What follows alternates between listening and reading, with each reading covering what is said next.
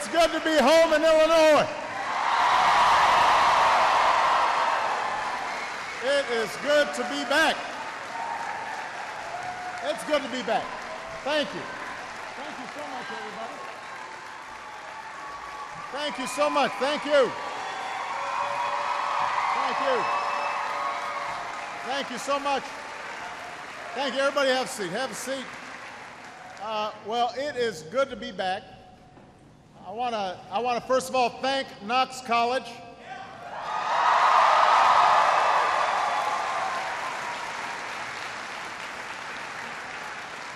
I want to thank Knox College and your president, Teresa Amont, for having me here today. Give Teresa a big round of applause.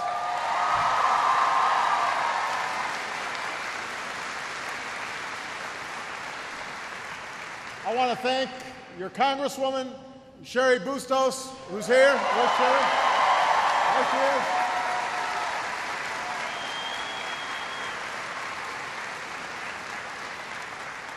We've got Governor Quinn here.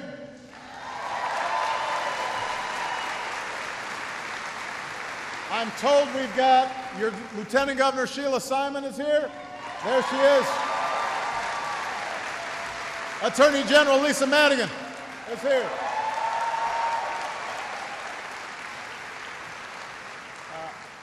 I see a bunch of my former colleagues, some folks who I haven't seen in years, and I'm looking forward to saying hi to. One in particular I've got to mention, one of my favorites from the Illinois Senate, John Sullivan's in the house.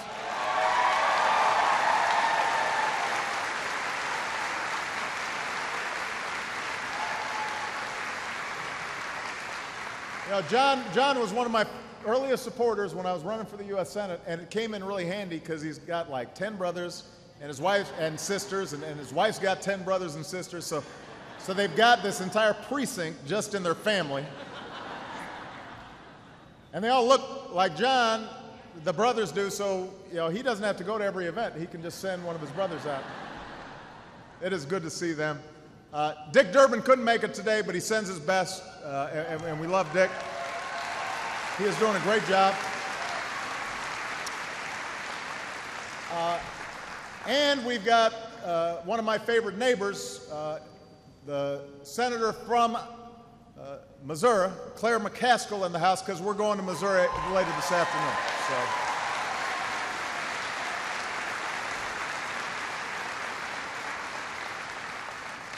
And all of you are here, and it's great to see you.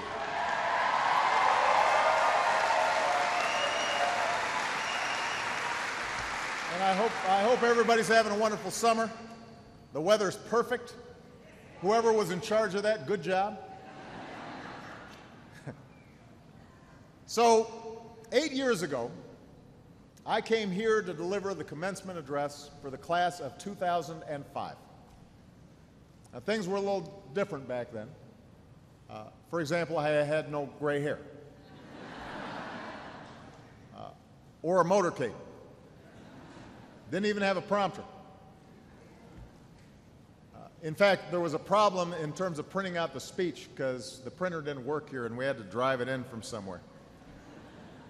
But it was my first big speech as your newest senator, and on the way here I was telling Sherry and Claire about how important this area was, one of the areas that I spent the most time in outside of Chicago, and how much it represented what's best in America, and folks who are willing to work hard and do right by their families.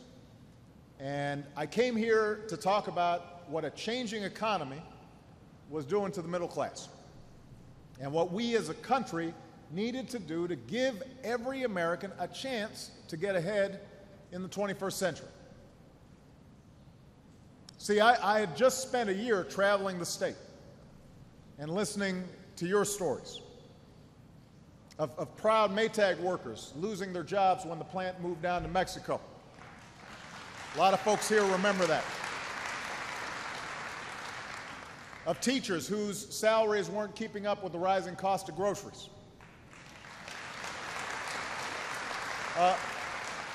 Of young people who had the drive and the energy, but not the money to afford a college education.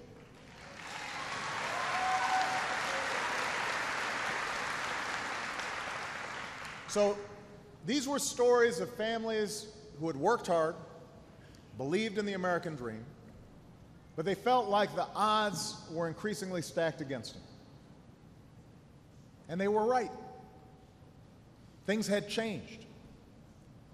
In the period after World War II, a growing middle class was the engine of our prosperity. Whether you owned a company or swept its floors or worked anywhere in between, this country offered you a basic bargain. A sense that your hard work would be rewarded with fair wages and decent benefits, the chance to buy a home, to save for retirement, and most of all, a chance to hand down a better life for your kids. But over time, that engine began to stall, and a lot of folks here saw it. That bargain began to fray. Technology made some jobs obsolete. Global competition sends a lot of jobs overseas. It became harder for unions to fight for the middle class. Washington doled out bigger tax cuts to the very wealthy and smaller minimum wage increases for the working poor.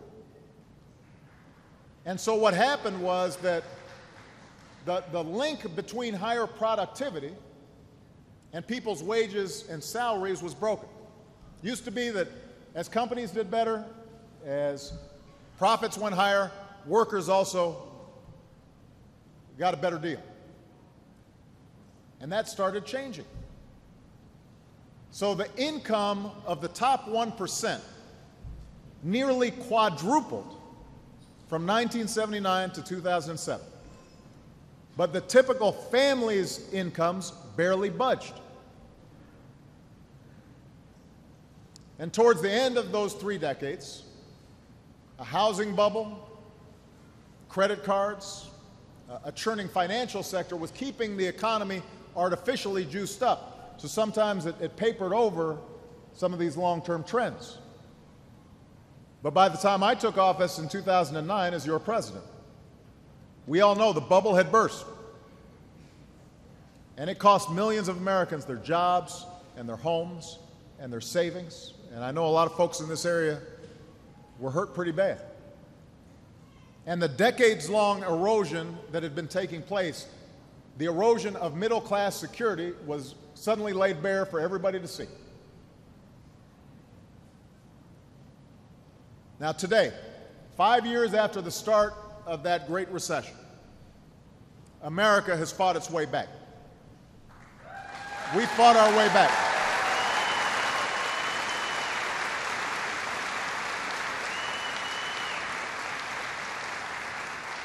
So together, we saved the auto industry, took on a broken healthcare system,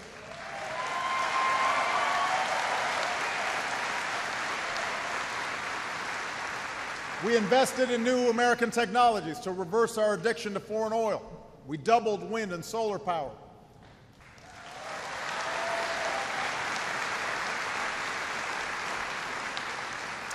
Together, we put in place tough new rules on the big banks and protections to crack down on the worst practices of mortgage lenders and credit card companies.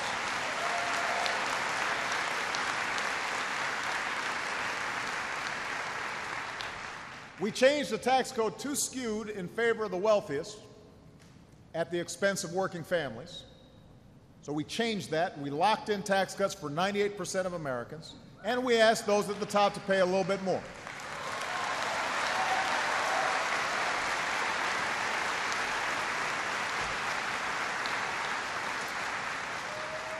So you add it all up, and over the past 40 months, our businesses have created 7.2 million new jobs.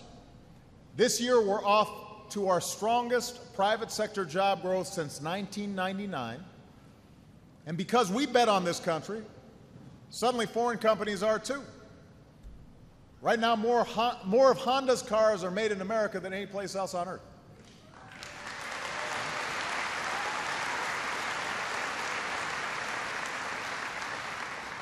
Airbus, the European aircraft company, they're building new planes in Alabama. And then American companies like Ford are replacing outsourcing with insourcing. They're bringing jobs back home.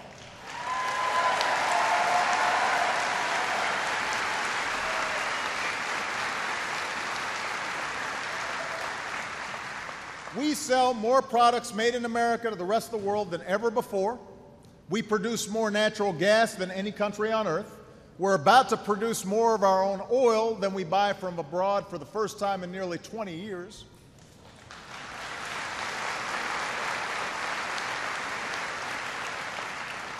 The cost of health care is growing at its slowest rate in 50 years.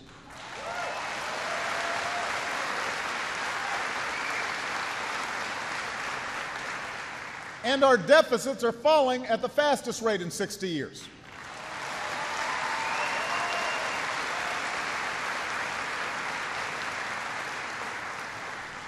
So, thanks to the grit and resilience and determination of the American people, of folks like you, we've been able to clear away the rubble from the financial crisis. We've started to lay a new foundation for stronger, more durable economic growth. And you know, it's happening in our own personal lives as well, right? A lot of us tightened our belts, shed debt, maybe cut up a couple of credit cards, refocused on those things that really matter. As a country, we've recovered faster and gone further than most other advanced nations in the world.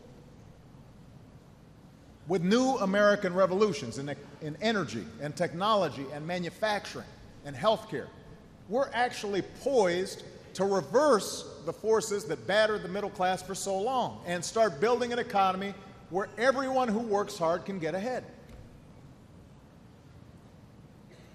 But, and here's the big but, I'm here to tell you today that we're not there yet. We all know that. We're not there yet. We've got more work to do. Even though our businesses are creating new jobs and have broken record profits, nearly all the income gains of the past 10 years have continued to flow to the top 1%. The average CEO has gotten a raise of nearly 40% since 2009. The average American earns less than he or she did in 1999. And companies continue to hold back on hiring those who've been out of work for some time. Today, more students are earning their degree, but soaring costs saddle them with unsustainable debt. Healthcare costs are slowing down, but a lot of working families haven't seen any of those savings yet. The stock market rebound helped a lot of families get back much of what they had lost in their 401ks, but millions of Americans still have no idea how they're going to be able to retire. So in many ways, the trends that I spoke about here in 2005, 8 years ago, the trend of a winner-take-all economy where a few are doing better and better and better while everybody else just treads water, those trends have been made worse by the recession. And that's a problem. This growing inequality, not just of result, inequality of opportunity. This growing inequality, it's not just morally wrong, it's bad economics. Because when middle-class families have less to spend, guess what? Businesses have fewer consumers. When wealth concentrates at the very top, it can inflate unstable bubbles that threaten the economy. When the rungs on the ladder of opportunity grow farther and farther apart, it undermines the very essence of America. That idea that if you work hard, you can make it here. And that's why reversing these trends has to be Washington's highest priority. It has to be Washington's highest priority.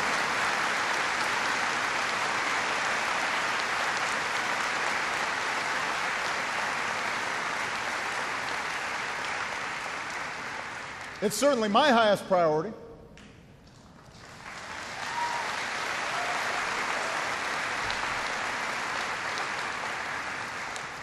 Unfortunately, over the past couple of years in particular, Washington hasn't just ignored this problem.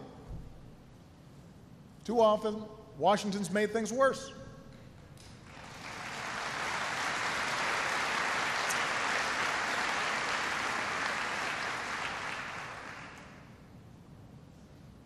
And I have to say that, because I'm looking around the room, I've got some friends here, not just who are Democrats, I've got some friends here who are Republicans and who I worked with in the state legislature, and they did great work. But right now, what we've got in Washington, we've seen a sizable group of Republican lawmakers suggest that they wouldn't vote to pay the very bills that Congress rang up. And that fiasco harmed a fragile recovery in 2011, and we can't afford to repeat that. Then, rather than reduce our deficits with a scalpel by cutting out programs we don't need, fixing ones that we do need that maybe are in need of reform, making government more efficient, instead of doing that, we've got folks who've insisted on leaving in place a meat cleaver called the sequester that's cost jobs, it's harmed growth, it's hurt our military, it's gutted investments in education and science and medical research.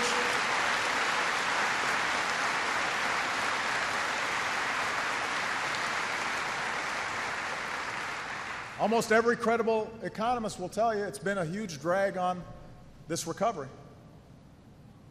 And it means that we're underinvesting in the things that this country needs to make it a magnet for good jobs.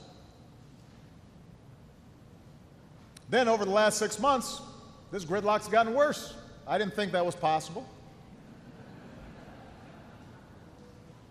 The good news is a growing number of Republican senators are looking to join their Democratic counterparts and try to get things done in the Senate. So that's good news.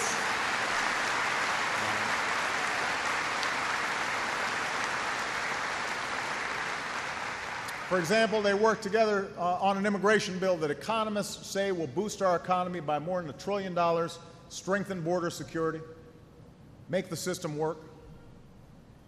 But you've got a faction of Republicans in the House who won't even give that bill a vote. And that same group gutted a farm bill that America's farmers depend on, but also America's most vulnerable children depend on. And if you ask some of these folks mostly in the House, about their economic agenda, how it is that they'll strengthen the middle class, they'll shift the topic to out-of-control government spending, despite the fact that we've cut the deficit by nearly half as a share of the economy since I took office.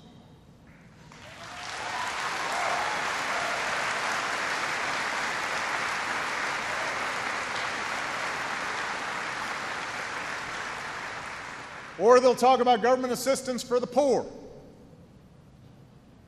despite the fact that they've already cut early education for vulnerable kids. They've already cut insurance for people who've lost their jobs through no fault of their own. Or they'll bring up Obamacare. This is tried and true. Despite the fact that our businesses have created nearly twice as many jobs in this recovery as businesses had at the same point in the last recovery when there was no Obamacare.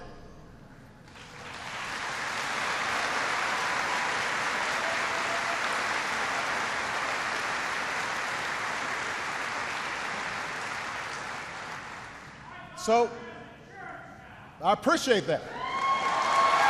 That's what that's about. That's what this is about.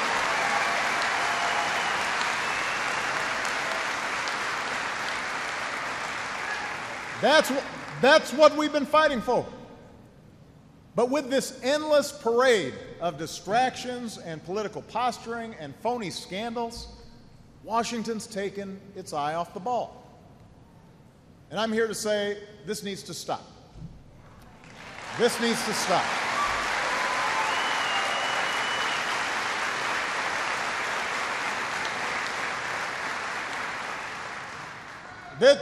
This moment does not require short-term thinking. It does not require having the same old stale debates.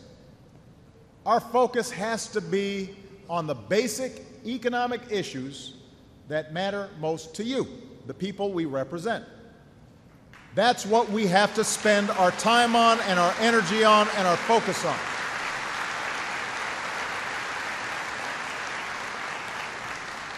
And as Washington prepares to enter another budget debate, the stakes for our middle class and everybody who's fighting to get into the middle class could not be higher. The countries that are passive in the face of a global economy, those countries will lose the competition for good jobs. They will lose the competition for high living standards. That's why America has to make the investments necessary to promote long-term growth and shared prosperity, rebuilding our manufacturing base, educating our workforce, upgrading our transportation systems, upgrading our information networks.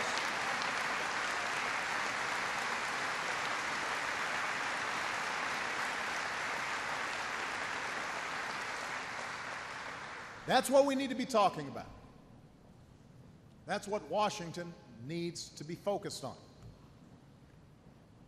And that's why over the next several weeks, in towns across this country, I will be engaging the American people in this debate.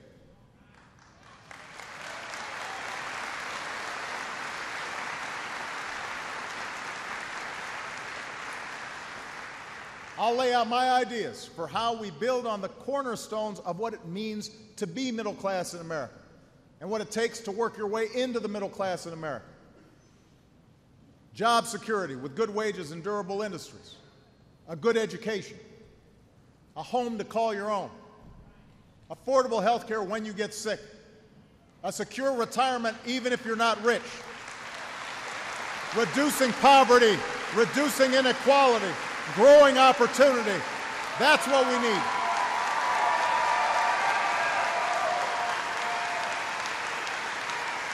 That's what we need.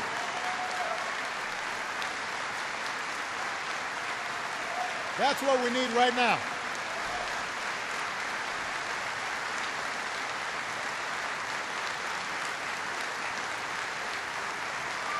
That's what we need to be focused on.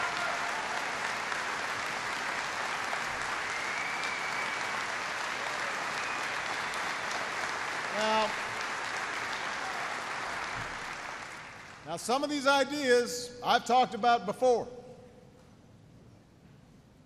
Some of the ideas I offer will be new. Some will require Congress. Some I will pursue on my own.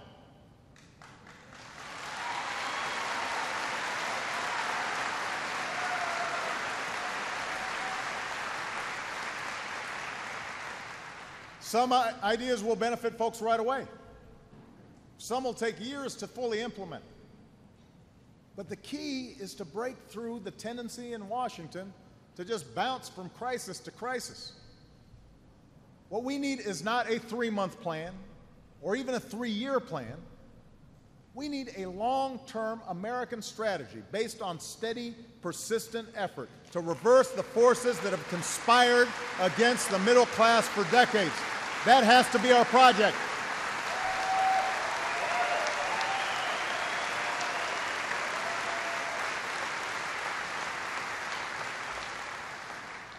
Now, of course, we'll keep pressing on other key priorities. I want to get this immigration bill done. We still need to work on reducing gun violence. We've got to continue to end the war in Afghanistan, rebalance our fight against al-Qaeda.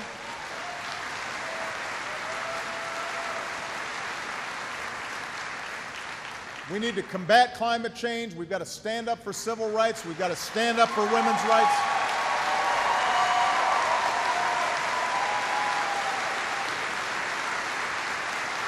So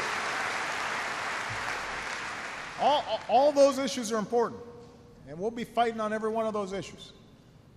But if we don't have a growing, thriving middle class, then we won't have the resources to solve a lot of these problems.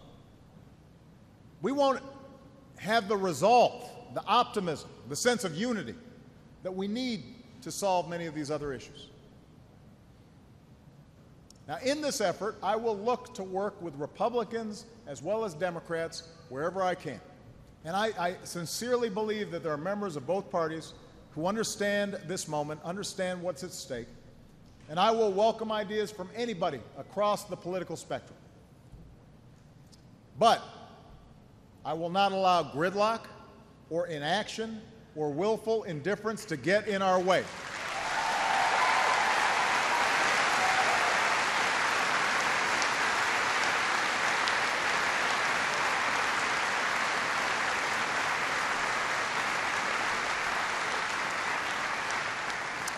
That means whatever executive authority I have to help the middle class, I'll use it.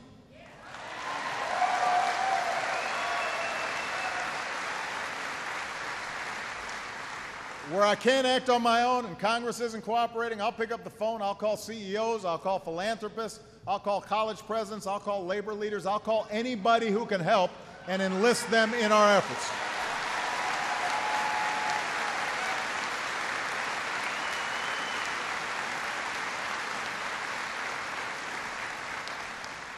Because the choices that we, the people, make right now will determine whether or not every American has a fighting chance in the 21st century. And it'll lay the foundation for our children's future, our grandchildren's future, for all Americans. So let me give you a quick preview of what I'll be fighting for and why. The first cornerstone of a strong, growing middle class has to be, as I said before, an economy that generates more good jobs in durable, growing industries. That's how this area was built. That's how America prospered. Because anybody who was willing to work, they could go out there and they could find themselves a job. And they could build a life for themselves and their family. Now, over the past 4 years, for the first time since the 1990s, the number of American manufacturing jobs has actually gone up instead of down. That's the good news.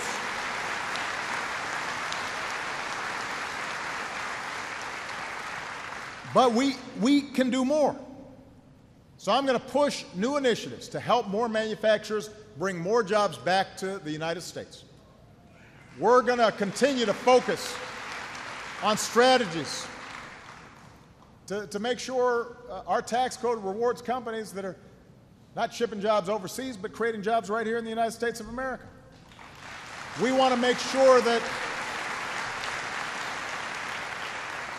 we're going to create strategies to make sure that good jobs in wind and solar and natural gas that are lowering costs and at the same time reducing dangerous carbon pollution happen right here in the United States.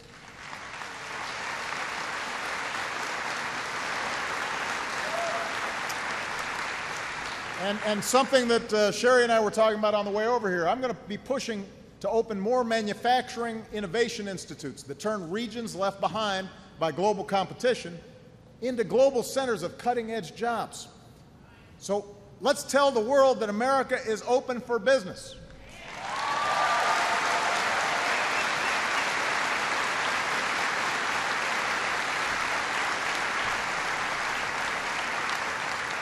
I know there's an old site right here in Galesburg over on Monmouth Boulevard.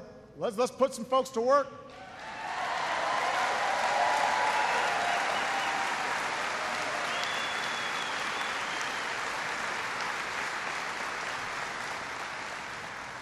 Tomorrow I'll also visit the port of Jacksonville, Florida, to offer new ideas for doing what America's always done best, which is building things.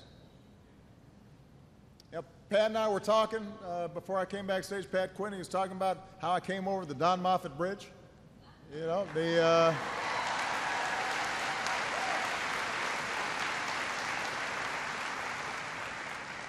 But we've got work to do all across the country. We've got ports that aren't ready for the new super tankers that are going to begin passing through the new Panama Canal in 2 years' time. If we don't get that done, those tankers are going to go someplace else. We've got more than 100,000 bridges that are old enough to qualify for Medicare.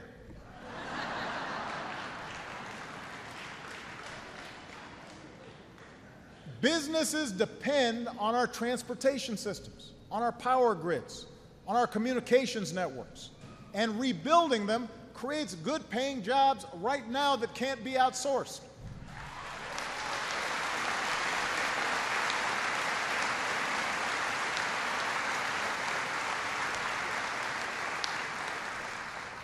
And by the way, this isn't a Democratic idea. You know, Republicans built a lot of stuff. This is the land of Lincoln. Lincoln was all about building stuff. First Republican president. And yet, as a share of our economy, we invest less in our infrastructure than we did 2 decades ago. And that's inefficient at a time when it's as cheap as it's been since the 1950s to build things. It's inexcusable at a time when so many of the workers who build stuff for a living are sitting at home waiting for a call. The longer we put this off, the more expensive it will be, and the less competitive we will be. Businesses of tomorrow will not locate near old roads and outdated ports.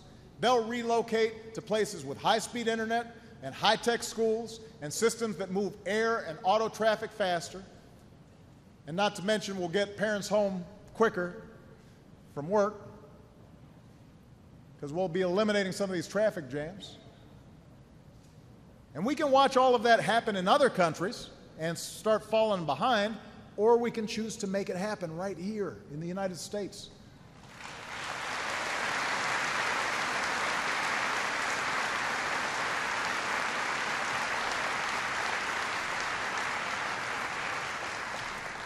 In an age when jobs know no borders, companies are also going to seek out the countries that boast the most talented citizens. And they'll reward folks who have the skills and the talents they need. They'll reward those folks with good pay. Now, the days when the wages for a worker with a high school degree could keep pace with the earnings of somebody who got some sort of higher education, those days are over. Everybody here knows that. There are a whole bunch of folks here whose dads or grandpas, worked at a plant, didn't need a high school education. You could just go there. If you were willing to work hard, you might be able to get 2 jobs. And you could support your family, have a vacation, own your home. But technology and global competition, they're not going away. Those old days aren't coming back. So we can either throw up our hands and resign ourselves to diminishing living standards, or we can do what America's always done, which is adapt and pull together and fight back and win. That's what we have to do.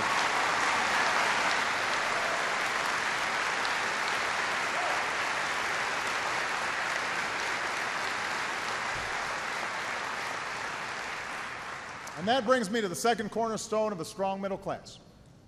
And everybody here knows it. An education that prepares our children and our workers for the global competition that they're going to face.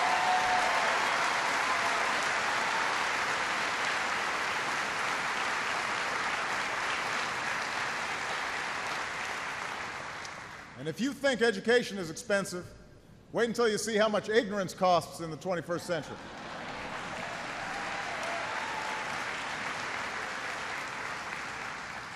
If we don't make this investment, we're going to put our kids, our workers, and our country at a competitive disadvantage for decades. So we have to begin in the earliest years. And that's why I'm going to keep pushing to make high-quality preschool available for every 4-year-old in America.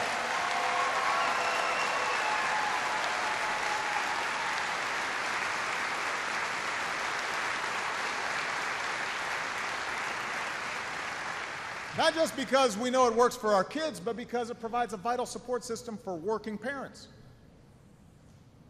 And I'm going to take action in the education area to spur innovation that don't require Congress.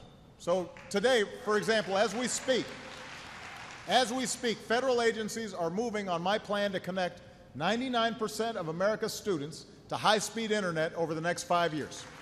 We're making that happen right now.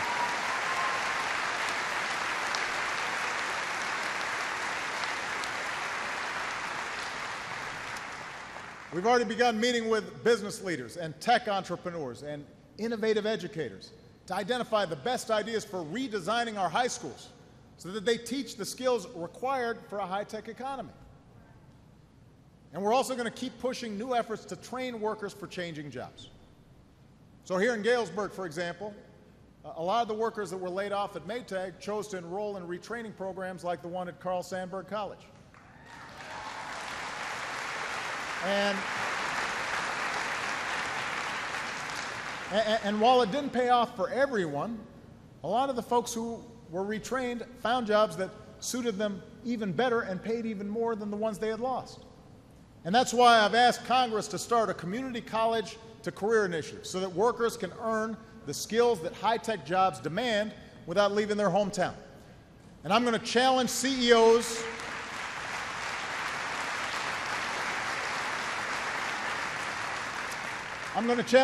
from some of America's best companies to hire more Americans who've got what it takes to fill that job opening, but have been laid off for so long that nobody's giving their resume an honest look. True that too. I'm also going to use the power of my office over the next few months to highlight a topic that's straining the budgets of just about every American family, and that's the soaring cost of higher education.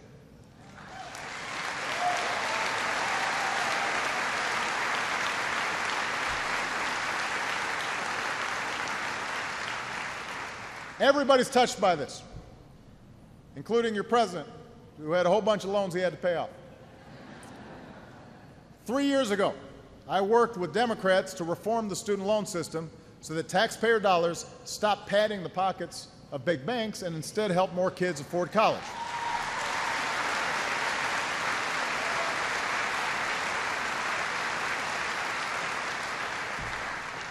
Then I capped loan repayments at 10% of monthly incomes for responsible borrowers, so that if somebody graduated and they decided to take a teaching job, for example, that didn't pay a lot of money, they knew that they were never going to have to pay more than 10% of their income, and they could afford to go into a profession that they loved. That's in place right now. And this week we're working with both parties. To reverse the doubling of student loan rates that happened a few weeks ago because of congressional inaction.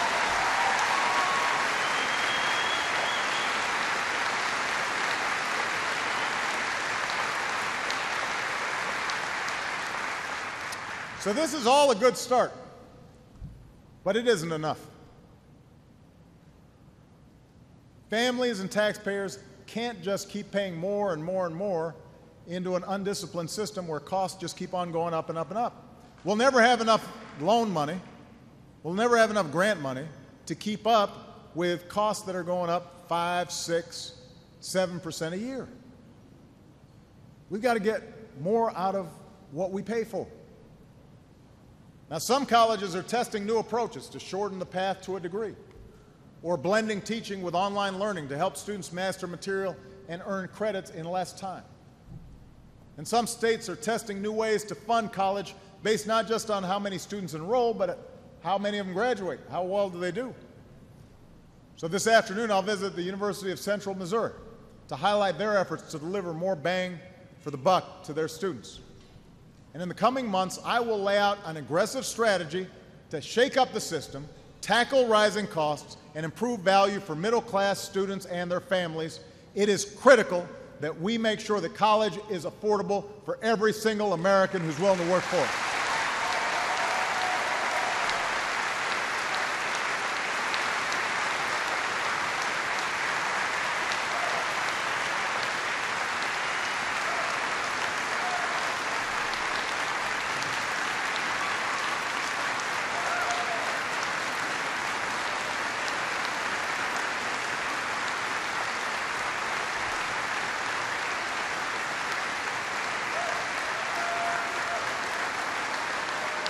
Now,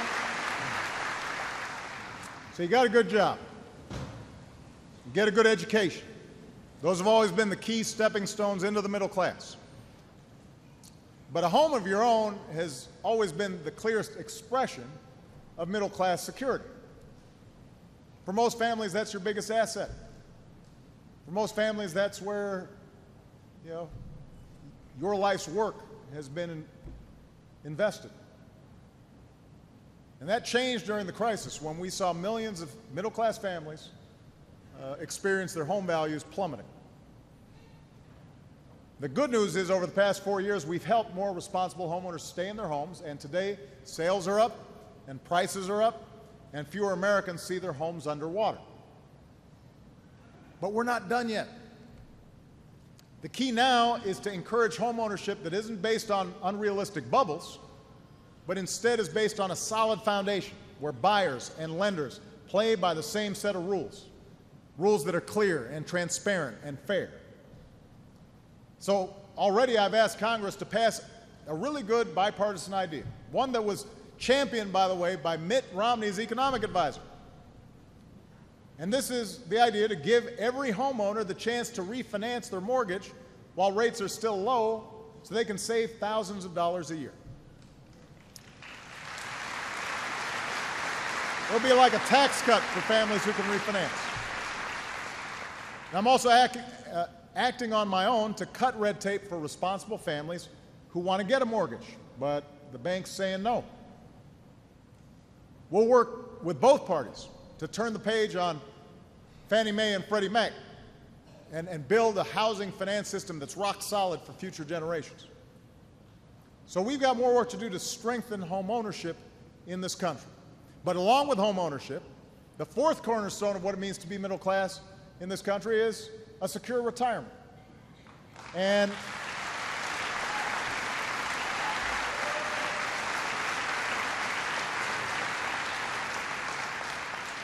I hear from too many people across the country, face-to-face or in letters that they send me, that they feel as if retirement is just receding from their grasp. It's getting farther and farther away. They can't see it. Now today, a rising stock market has millions of retirement balances going up. And some of the losses that had taken place during the financial crisis have been recovered. But we still live with an upside-down system where those at the top, folks like me, get generous tax incentives to save, while tens of millions of hardworking Americans who are struggling, they get none of those breaks at all. So as we work to reform our tax code, we should find new ways to make it easier for workers to put away money and free middle-class families from the fear that they won't be able to retire.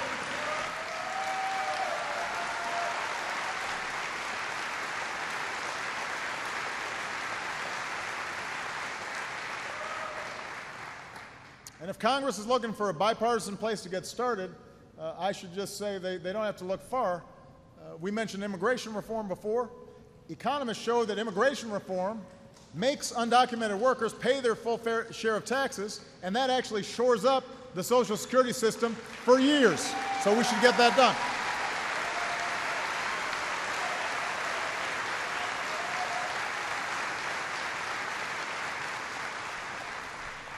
All right. Good job. Good education for your kids. Home on your own.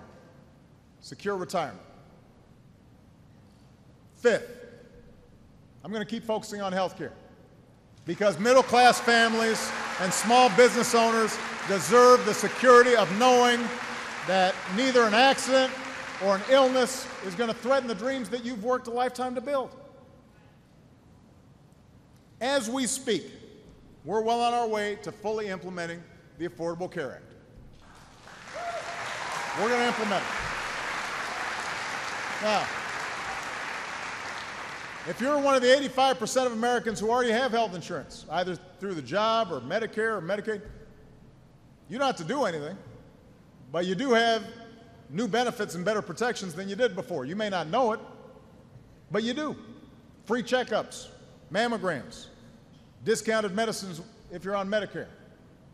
That's what the Affordable Care Act means. You're already getting a better deal. No lifetime limits. If you don't have health insurance, then starting on October 1st, private plans will actually compete for your business. And you'll be able to comparison shop online. There'll be a marketplace online, just like you'd buy a flat screen TV or plane tickets or anything else you're doing online. And you'll be able to buy an insurance package that fits your budget and is right for you. And if you're one of the up to half of all Americans who've been sick or have a pre-existing condition, if you look at this auditorium, about half of you probably have a pre-existing condition that insurance companies could use to not give you insurance if you lost your job or lost your insurance.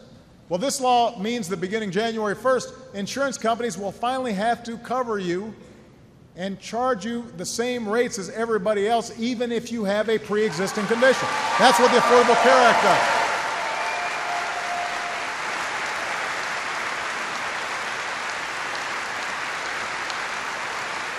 That's what it does. Now,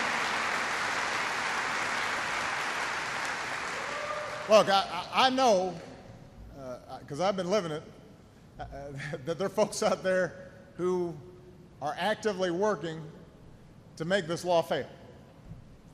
I mean, and I don't always understand exactly what their logic is here, why they think giving insurance to folks who don't have it and making folks with insurance a little more secure, why they think that's a bad thing.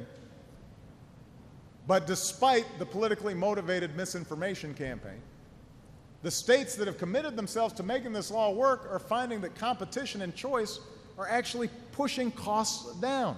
So just last week, New York announced that premiums for consumers who buy their insurance in these online marketplaces will be at least 50% lower than what they're paying today. 50% lower.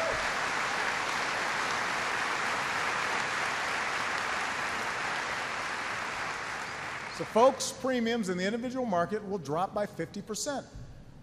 And for them and for the millions of Americans who've been able to cover their sick kids for the first time, like this gentleman who just said his daughter's got health insurance, or been able to cover their employees more cheaply, or are able to have their kids who are younger than, who are 25 or 26, stay on their parents' plan.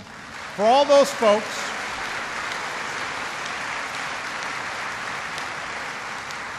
folks, you'll have the security of knowing that everything you've worked hard for is no longer one illness away from being wiped out.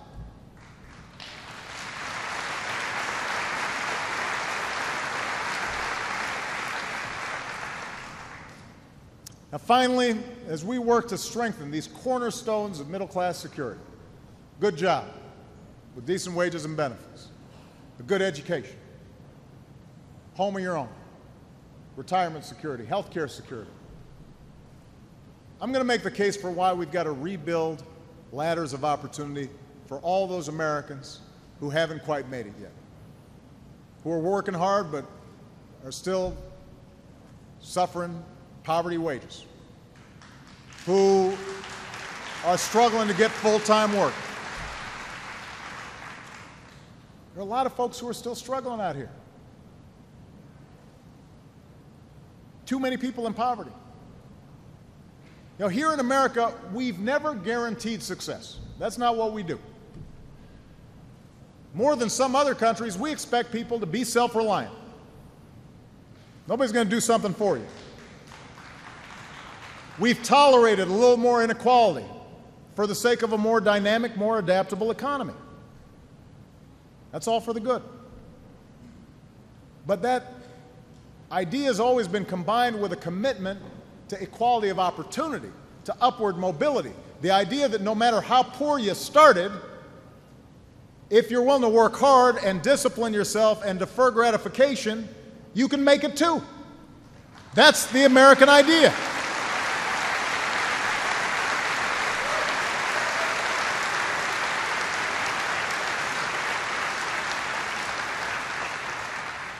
Unfortunately, opportunities for upward mobility in America have gotten harder to find over the past 30 years. And that's a betrayal of the American idea.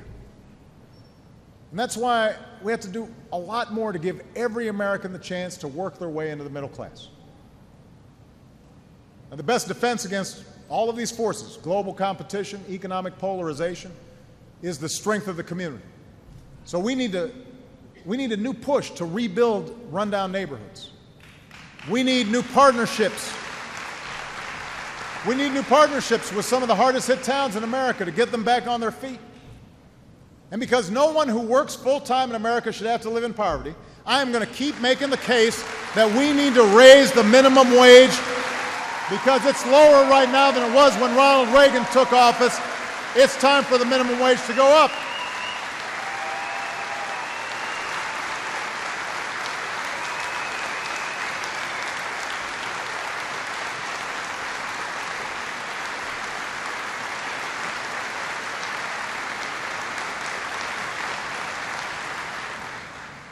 We're not a people who allow chance of birth to decide life's biggest winners or losers.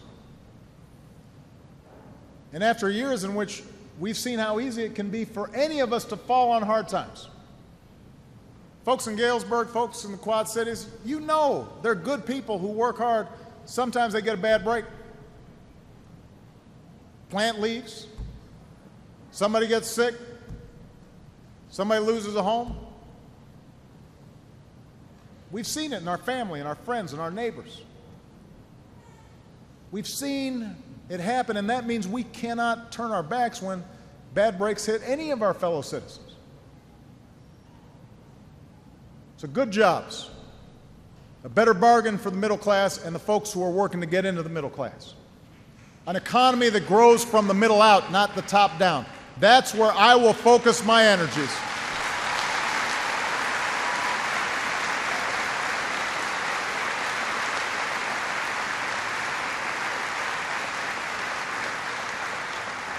That's where I'll focus my energies, not just for the next few months, but for the remainder of my presidency. These are the plans that I'll lay out across this country. But I won't be able to do it alone. So I'm going to be calling on all of us to take up this cause. We'll need our businesses, who are some of the best in the world, to pressure Congress to invest in our future. And I'll be asking our businesses to set an example by providing decent wages and salaries to their own employees.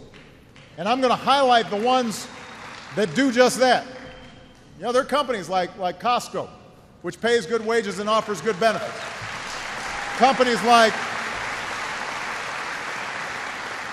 there are companies like the Container Store that prides itself on training its employees and on employee satisfaction. Because these companies prove that it's not just good for the employees, it's good for their businesses to treat workers well. It's good for America. So I'm going to be calling on the private sector to step up. I will be saying to Democrats, we've got to question some of our old assumptions.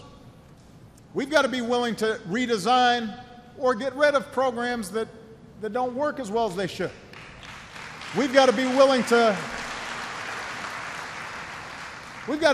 embrace changes to cherished priorities so that they work better in this new age. Democrats can't just stand pat and just defend whatever government's doing. If we believe that government can give the middle class a fair shot in this new century, and I believe that, we've got an obligation to prove it. And that means that we've got to be open to new ways of doing things. And we'll need Republicans in Congress to set aside short-term politics and work with me to find common ground.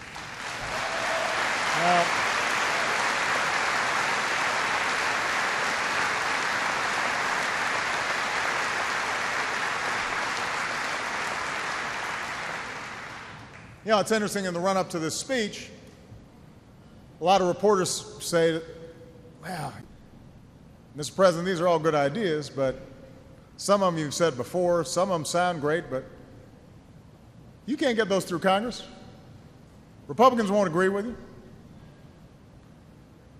And I say, look, the fact is there are Republicans in Congress right now who privately agree with me on a lot of the ideas I'll be proposing. I know because they've said so. But they worry they'll face swift political retaliation for cooperating with me. Now, there are others who will dismiss every idea I put forward, either because they're playing to their most strident supporters or in some cases because, sincerely, they have a fundamentally different vision for America. One that says inequality is both inevitable and just. One that says an unfettered free market without any restraints inevitably produces the best outcomes, regardless of the pain and uncertainty imposed on ordinary families, and government's the problem, and we should just shrink it as small as we can. In either case, I say to these members of Congress, I'm laying out my ideas to give the middle class a better shot. So now it's time for you to lay out your ideas. You can't just be against something, you gotta be for something.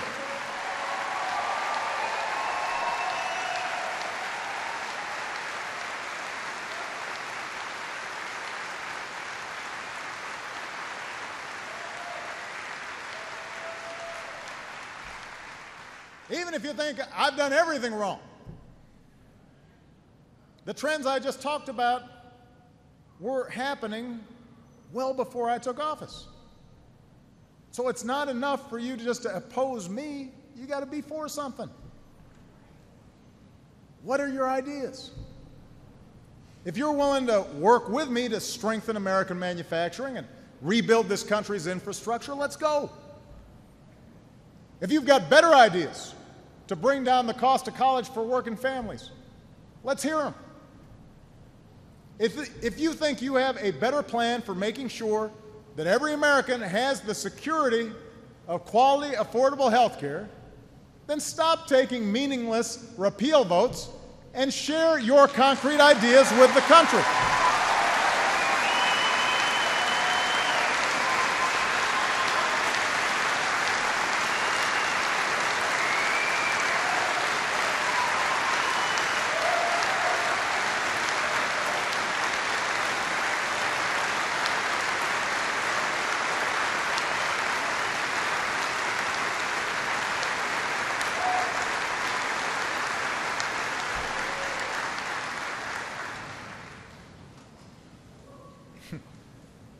Repealing Obamacare and cutting spending is not an economic plan. It's not. If you're serious about a balanced, long-term fiscal plan that replaces the mindless cuts currently in place, or if you're interested in tax reform that closes corporate loopholes and gives working families a better deal, I'm ready to work. But you should know that I will not accept deals that don't meet the basic test of strengthening the prospects of hard-working families. This is the agenda we have to be working on.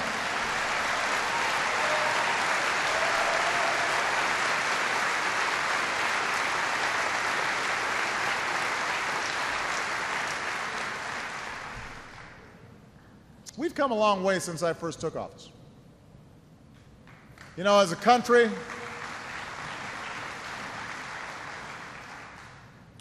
we're older and wiser. I don't know if I'm wiser, but I'm certainly older.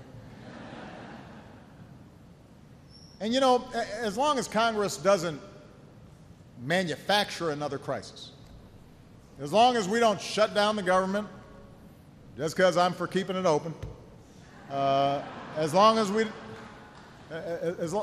don't risk a U.S. default over paying bills that we've already racked up, something that we've never done,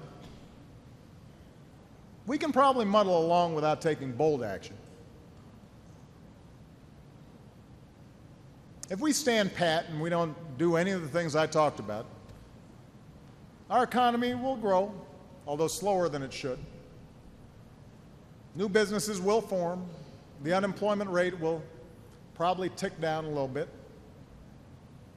Just by virtue of our size and our natural resources, and most of all because of the talent of our people, America will remain a world power, and the majority of us will figure out how to get by. But you know, if that's our choice, if we just stand by and do nothing in the face of immense change, understand that part of our character will be lost. Our founding precept about wide open opportunity, each generation doing better than the last. That'll be a myth, not reality. The position of the middle class will erode further. Inequality will continue to increase. Money's power will distort our politics even more. Social tensions will rise as various groups fight to hold on to what they have or start blaming somebody else for why their position isn't improving. And the fundamental optimism that's always propelled us forward will give way to cynicism or nostalgia. And that's not the vision I have for this country. It's not the vision you have for this country. That's not the America we know. That's not the vision we should be settling for. That's not a vision we should be passing on to our children. I have now run my last campaign.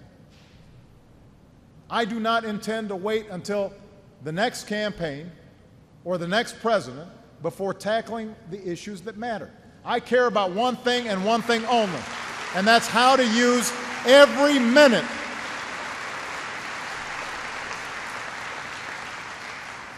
the only thing I care about is how to use every minute of the remaining 1,276 days of my term to make this country work for working Americans again.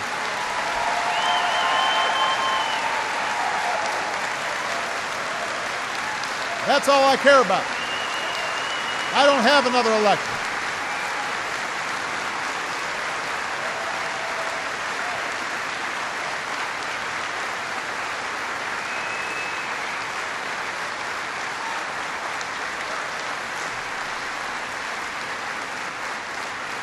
Because I'll tell you, Galesburg, that's where I believe America needs to go. I believe that's where the American people want to go. And it may seem hard today, but if we're willing to take a few bold steps, if Washington will just shake off its complacency and set aside the kind of slash and burn partisanship that we've just seen for way too long, if we just make some common sense decisions, our economy will be stronger a year from now. It'll be stronger 5 years from now. It'll be stronger 10 years from now. If we focus on what matters, then more Americans will know the pride of that first paycheck. More Americans will have the satisfaction of flipping the sign to open on their own business. More Americans will have the joy of scratching the height of their kid on that door of their brand new home. And in the end, isn't that what makes us special? It's not the ability to generate incredible wealth for the few. It's our ability to give everybody a chance to pursue their own true measure of happiness. We haven't just wanted success for ourselves. We want it for our neighbors too. That's why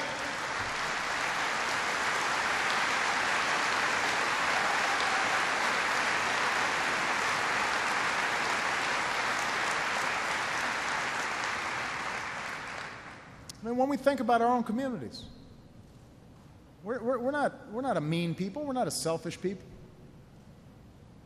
We're not a people that just looks out for number one. Why should our politics reflect those kinds of values?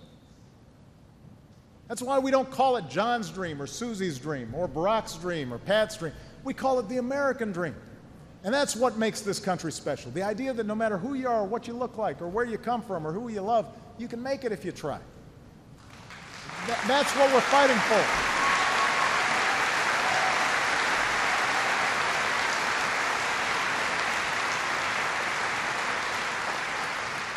So yes, Congress is tough right now, but that's not going to stop me. We're going to do everything we can wherever we can, with or without Congress, to make things happen. We're going to go on the road and talk to you, and you'll have ideas, and we want to see which ones we can implement. But we're going to focus on this thing that matters. You know, one of America's greatest writers, Carl Sandburg, born right here in Galesburg over a century ago.